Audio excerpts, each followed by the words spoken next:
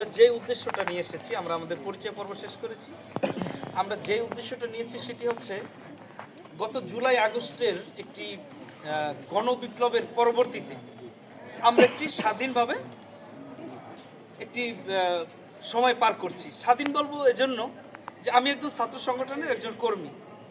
তো 5 তারিখের আগে যদি এখানে ছাত্র সংগঠনের একজন কর্মী কেন্দ্র থেকে আসতো, তাহলে পরিবেশটা কি দাঁড়াতো? 2-250 মোটর সাইকেল, তাই না? এবং সবাইকে জিম্মি করে, গেট বন্ধ করে, শিক্ষকদেরকে টেনে হিঁচড়ে এখানে এনে আমার তাদের কথা শুনতে বাধ্য করতে, এরকম না চিত্রটা থাকতো? এখানে আমরা যারা আছি সবাই যার যার ব্যক্তিগত সময় নিয়ে, এবং কাউকে তো জোর করে এখানে আনা হয়নি। আনা হয়েছে? কোন টিচারদেরকে আনা হয়েছে? ক্লাস বন্ধ করা হয়েছে? কোনো কিছুই হয়নি।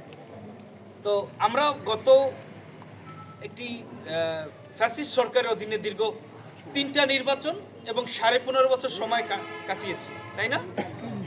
সেই সময়টাতে শিক্ষা প্রতিষ্ঠানের চিত্র ছিল, যদি ছাত্র সংগঠনের কার্যক্রম হিসাবে যেটা আমরা দেখতাম, ক্যাম্পাসে ব্যানার, ফেস্টুন, তাই না? উচ্ছৃঙ্খল, মাদক, স্মোকিং, তাই না? মেয়েদেরকে বিরক্ত করা, নানান বিষয়ের একটা বিশৃঙ্খল পরিবেশ ছিল। কিন্তু সেই 5 তারিখের ছাত্র জনতার বিপ্লবের পরবর্তীতে সেই ধরনের পরিবেশ কিন্তু এখন আর নেই।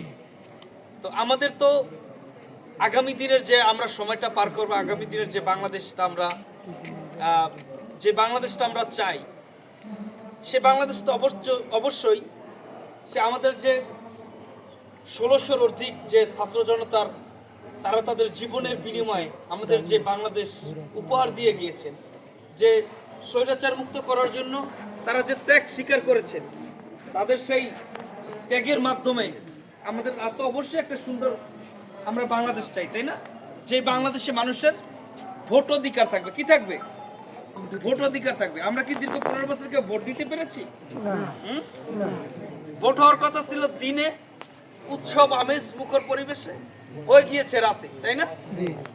ভোট হওয়ার কথা ছিল সকল দলের অংশগ্রহণে, জনগণের ভোটাধিকার মাধ্যমে জনগণই সরকার বেছে নিবে কারা জনগণ কোন দলকে চায়, তাই না? কিন্তু সেরকম কি ছিল? নিজেদের মধ্যে ভাগ বাটোয়ারার আমি ডামি যেটাকে বলে, আওয়ামী লীগের এক পক্ষ আওয়ামী লীগের মনোনীত, আরেকটা হচ্ছে ডামি প্রার্থী, তাই না? মানে নিজেরা মনে করে এখানে একটা খেলা হবে, খেলার মধ্যে দেখা গেছে যে তোমার নিজেরাই রেফারি, আবার নিজেরাই প্লেয়ার, মানে কোনো পক্ষ বিপক্ষ নেই, কোন রকমের, মানে 90 মিনিট খেলে নিজেরাই বিজয়ী, নিজেরাই মানে সব নিজেরাই। তো জনগণের সরকার যদি প্রতিষ্ঠা করতে হয়, তাহলে জনগণের ভোট অধিকার নিশ্চয়তা দিতে হবে জনগণের কাছে। কারণ হচ্ছে রাষ্ট্রের মালিক হচ্ছে কে? জনগণ। রাষ্ট্রের মালিক জনগণ। রাষ্ট্রের মালিক কোনো সরকার নয়, কোনো দল নয়, রাষ্ট্রের মালিক হচ্ছে জনগণ।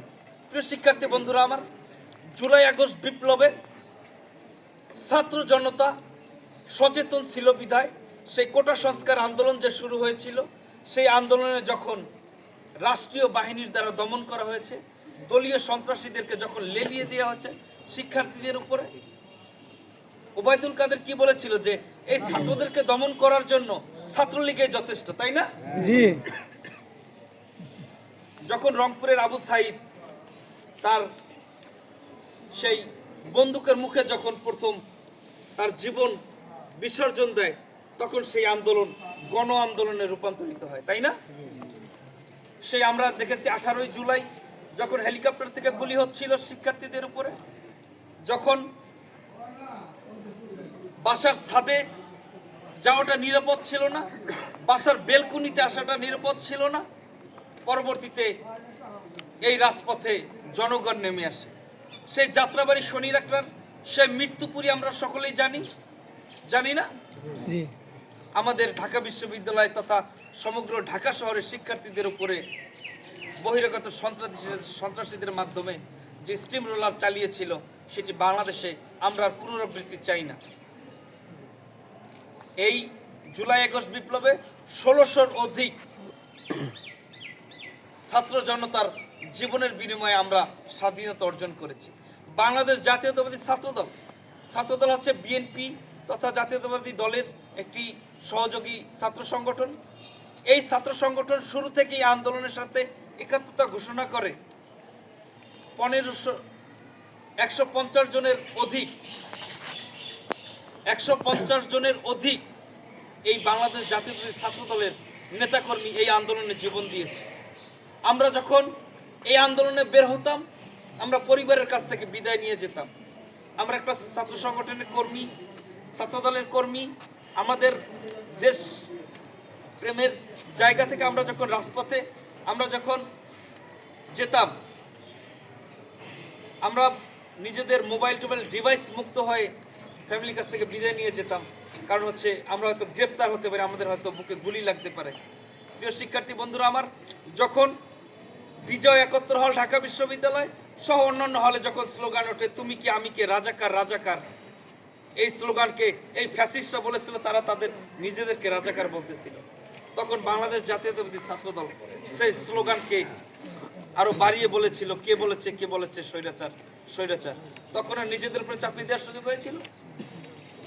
প্রিয় শিক্ষার্থী বন্ধুরা আমার, তোমাদের মতো আমাদের মতো মানুষ যখনই সচেতন ছিল বিধায়, শিক্ষার্থীরা সচেতন ছিল বিধায় এই বাংলাদেশ ফ্যাসিস্ট মুক্ত হয়েছে, তাই না? আমার মনে হয় আমি বোঝাতে পারিনি। শিক্ষার্থীরা সচেতন ছিল বিধায় বাংলাদেশ স্বৈরাচার মুক্ত হয়েছে। এটার সাথে কি একমত সবাই? হ্যাঁ।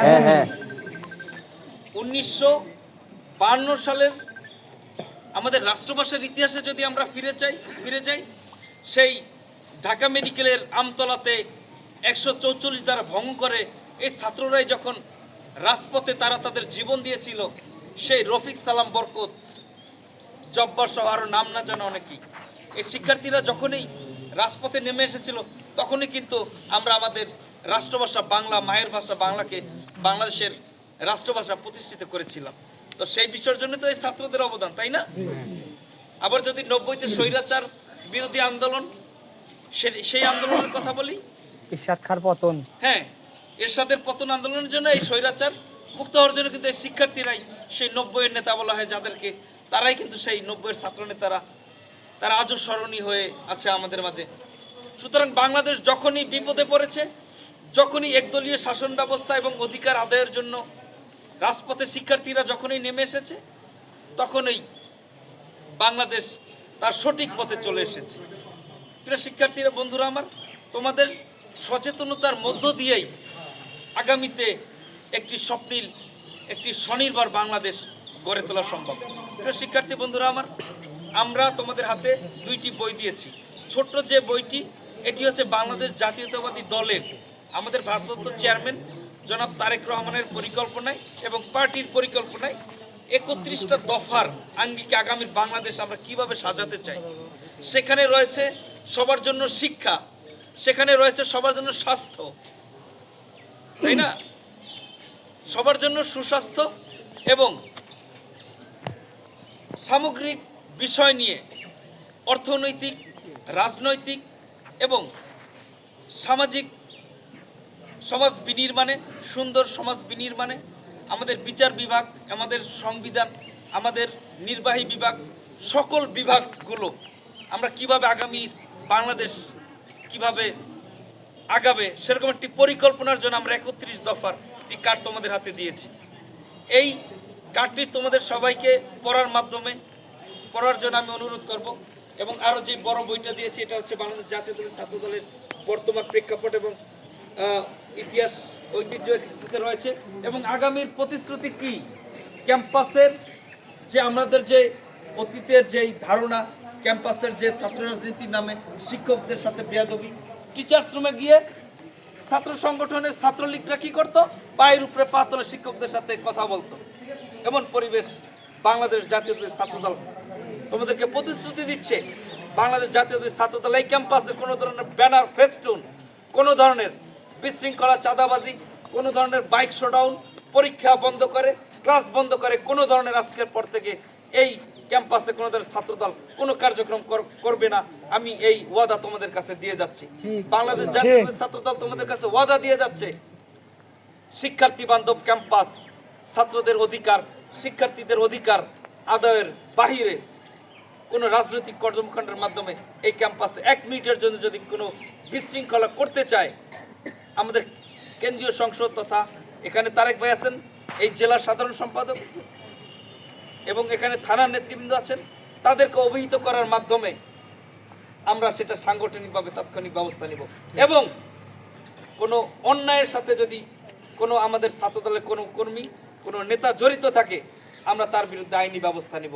এই প্রতিশ্রুতি বাংলাদেশ জাতীয়তাবাদী ছাত্রদল এই ক্যাম্পাসে আজকে এখানে তোমাদের কাছে কমিটমেন্ট দিয়ে যাচ্ছে। প্রিয় শিক্ষার্থী বন্ধুরা, তোমাদের সম্পূর্ণ অধিকার রয়েছে অন্যান্য ছাত্র সংগঠন সম্পর্কে জানার মাধ্যমে, বোঝার মাধ্যমে সময়ের সঠিক সিদ্ধান্তটা শুধুমাত্র প্রতিটা শিক্ষার্থী তার যার যার নিজস্ব ব্যাপার। এখানে কোনো মতাদর্শ চাপিয়ে দেওয়ার বাংলাদেশ কখনোই চিন্তা করে না। বাংলাদেশ জাতীয় ছাত্রদল তোমাদেরকে কখনোই তোমাদের ব্যক্তিগত অধিকার, ব্যক্তিগত মত প্রকাশের স্বাধীনতাকে কখনোই জিম্মি করে তোমাদেরকে কোনো আদর্শ চেতনা চাপিয়ে দিবে না। এই বলে আমি আমার কথা শেষ করছি। ধন্যবাদ জানাচ্ছি আমাদের টিচার্সদেরকে অত্যন্ত ধৈর্যের সাথে আমাদের কথাগুলো শোনার জন্য, এবং আমাদেরকে এখানে আমাদের যে মেসেজ, এই মেসেজটা আমাদের তারেক রহমানের পক্ষ থেকে আমরা তোমাদের কাছে বার্তাবাহক হিসাবে নিয়ে এসেছি। এবং আমাদের ভারপ্রাপ্ত চেয়ারম্যান জনাব তারেক রহমান তোমাদের কাছে সালাম এবং শুভেচ্ছা জানিয়েছেন। তিনি আমাদের সাথে কথা বলেছেন। আমরা প্রায় 1 মাস যাবৎ দীর্ঘ 3টি জেলা নিয়ে কাজ করছি। আমরা জয়পুরহাট শেষ করেছি, আমরা নওগাঁ শেষ করেছি, এবং গাইবান্ধাতে আজকে আমাদের কার্যক্রম শুরু হয়েছে।